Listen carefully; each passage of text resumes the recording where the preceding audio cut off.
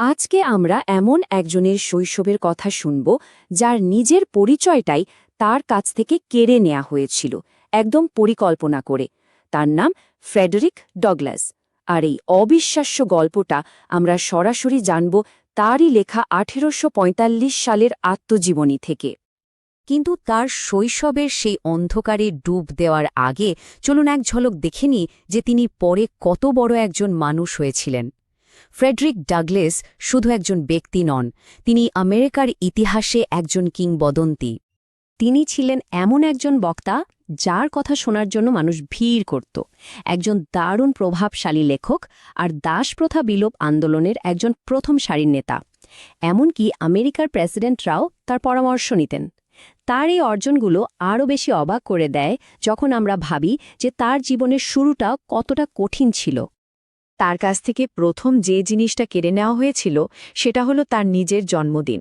তার নিজের ভাষাতেই এটা ছিল তার পরিচয় মুছে ফেলার প্রথম ধাপ, এক অমানবিক শূন্যতার শুরু। ডগলাস তার বইয়ের শুরুতেই এই কঠিন সত্যিটা তুলে ধরেন। আসলে এটা তো শুধু একটা তারিখ না জানার ব্যাপার ছিল না, এটা ছিল তাদের মানুষ হিসেবে গণ্য না করার একটা প্রমাণ, তাদের অস্তিত্বের একটা অংশ মুছে ফেলার এক ঠান্ডা মাথার চেষ্টা। আর এই ব্যাপারটা তাকে ছোটবেলা থেকেই খুব কষ্ট দিত। তিনি সবসময় অনুভব করতেন যে তার পরিচয়ের একটা জরুরি অংশ নেই, যা তাকে অন্যদের থেকে আলাদা করে রাখছে। এই পার্থক্যটা ছিল তার চোখের সামনেই। ডগলাস দেখতেন সাদা চামড়ার বাচ্চারা সবাই নিজেদের ভয়েস বলতে পারত, কিন্তু তার সেই সামান্য অধিকারটুকুও ছিল না। আর এই অবিচারটাই তার ভেতরে প্রতিবাদের প্রথম আগুনটা জ্বালিয়ে দিয়েছিল। ভাবা যায়, নিজের বয়স জানার মতো একটা সাধারণ প্রশ্ন করাটাকেও তার মালিকরা বিদ্রোহের চিহ্ন হিসাবে দেখত। এ থেকেই বোঝা যায় যে দাসদের ওপর তাদের নিয়ন্ত্রণ কতটা ভয়ঙ্কর আর অমানবিক ছিল। কিন্তু পরিচয় কেড়ে নেওয়ার গল্পটা এখানেই শেষ নয়। জন্মদিনের পর আসত পরিবার, পারিবারিক বন্ধন, যা আরও নিষ্ঠুরভাবে, আরও পরিকল্পিতভাবে ধ্বংস করে দেওয়া হতো। তার বংশ পরিচয়ের দুটো দিকই ছিল একরকম ধোঁয়াশায় ঢাকা। তিনি তার মায়ের নাম জানতেন হ্যারিয়েট বেলি, কিন্তু তার বাবা কে ছিলেন সেই পরিচয়টা ছিল পুরোপুরি অজানা। শুধু এটুকু জানতেন যে তিনি একজন শ্বেতাঙ্গ। পরিস্থিতিটা যে কি পরিমাণ নিষ্ঠুর ছিল তা এই একটা কথাই বুঝিয়ে দেয়। তার বাবার পরিচয় জানার কোনো পথই খোলা রাখা হয়নি, বরং এই সত্যিটা লুকিয়ে রেখে তাকে দমিয়ে রাখার একটা অস্ত্র হিসেবে ব্যবহার করা হতো। এই যে মা আর শিশুকে আলাদা করে দেওয়া, এটা কোনো দুর্ঘটনা ছিল না। এটা ছিল দাসপ্রথার একটা ক্যালকুলেটেড প্ল্যান, একটা সিস্টেমের অংশ। এর একটাই উদ্দেশ্য ছিল পারিবারিক ভালোবাসার বাঁধনটা তৈরি হতে না দেওয়া। এবার আমরা এই গল্পের সবচেয়ে আবেগঘন আর মর্মান্তিক অংশে আসছি, ডগলাসের সাথে তার মায়ের সেই ছিন্ন ভিন্ন সম্পর্কের গল্পে। এখন প্রশ্ন আসতেই পারে, একটা সিস্টেম কেন এতটা নির্দয়ভাবে মা আর শিশুকে আলাদা করতে চাইবে? এর পেছনে যে ঠান্ডা মাথার হিসেব ছিল সেটা ডগলাস নিজেই পরিষ্কার করে বলেছেন। মানে আঘাতটা ছিল সরাসরি মনে।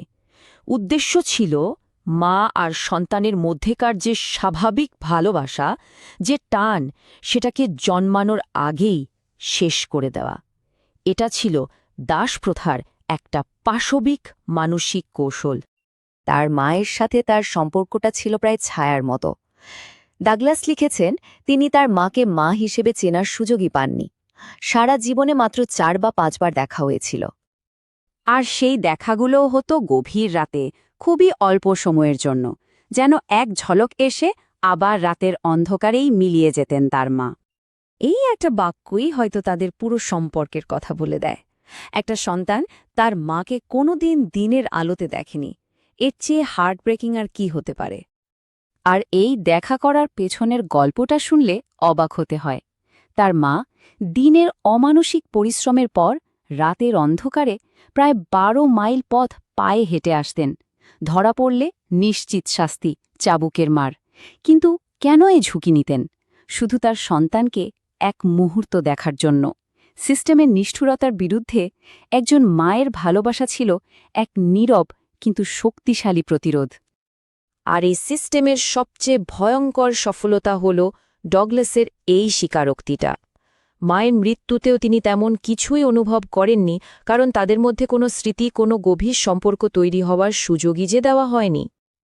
কিন্তু এত বঞ্চনা, এত অবিচার, এই সব কিছু মিলেই জন্ম দিয়েছিল এক বিদ্রোহী আত্মার।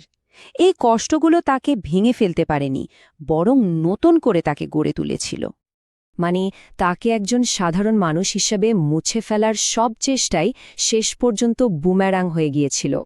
যে ব্যবস্থা তার পরিচয় কেড়ে নিতে চেয়েছিল, সেই বঞ্চনায় তার মধ্যে স্বাধীনতার আগুনকে আরও উস্কে দিয়েছিল। শেষ করার আগে এই প্রশ্নটা আমাদের সবার ভাবনার জন্য থাকল। যখন একজনের কাছ থেকে তার সবকিছু কেড়ে নেওয়া হয়, তখন সে তার উত্তরাধিকার হিসেবে কি রেখে যেতে পারে?